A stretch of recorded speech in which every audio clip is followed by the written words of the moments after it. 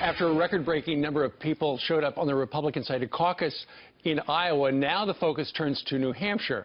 And former Florida Governor Jeb Bush wasting no time. He joins us from Manchester, New Hampshire this morning. Good morning to you, sir.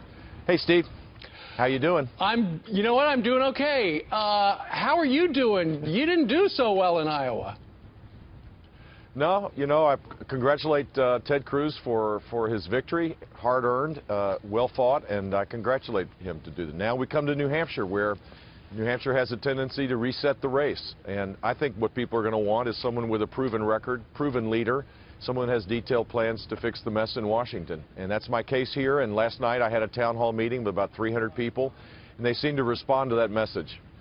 Well, how are you going to reset things, Governor? With all due respect, I think a lot of people already know your experience. So how is New Hampshire going to be different than Iowa? Well, your start of this before the interview was another attack in Paris. We have a national security threat that is not going to go away. We need someone with a steady hand, someone who can be commander-in-chief, someone who, has the backbone to be able to be a commander-in-chief to lead this country. And that's the story I tell, and as we get closer to the race here in New Hampshire, that seems to be what resonates. If you had a do-over, and of course in politics you never do, but if you did, because today is Groundhog Day after all, if you had a do-over regarding Iowa, what would you do? Over. Look, it's over. When you move on to the next race. I know, but in your head you got to be thinking, I wish I would have done this or I would have done that. No.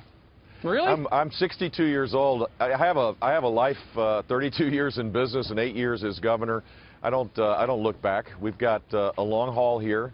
After New Hampshire, you start South Carolina and Nevada, and then you got a slew of states. So everybody will have a chance to decide who they want as the party's nominee, who best can beat Hillary Clinton, and who best can be commander-in-chief and president of the United States.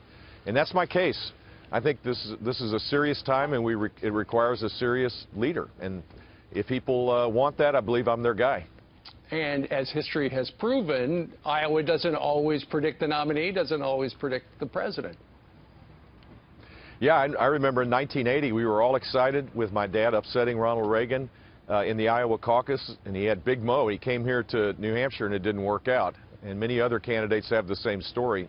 People in New Hampshire take this seriously. They're proud of their first-in-the-nation primary status, and I'm going to go earn their support.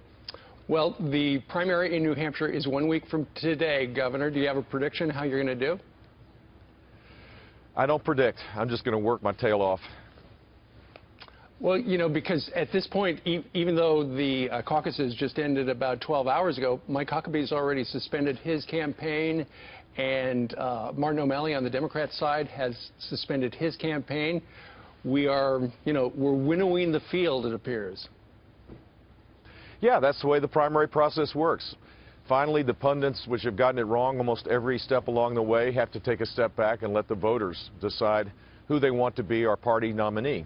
And I will respect that decision. I trust them to make a decision that's best for our party, best for the conservative cause, and best for our country.